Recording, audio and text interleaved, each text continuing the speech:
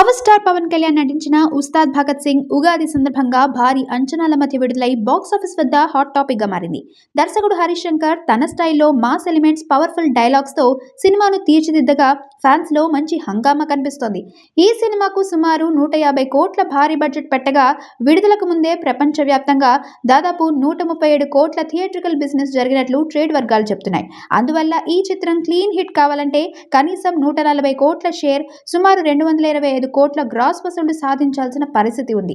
దేవిశ్రీ ప్రసాద్ పాటలు, SS Thaman background score సినిమాకు plus గా మారాయి. హీరో ఎలివేషన్ సీన్లు థియేటర్లలో అభిమానులను ఉత్సాహపరుస్తున్నాయి.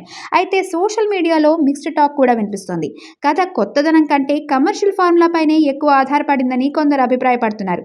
అయినప్పటికీ పండుగ season advantage, Pawan Kalyan craze తో ఈ టార్గెట్ చేరుకునే అవకాశాలు బలంగా కనిపిస్తున్నాయి.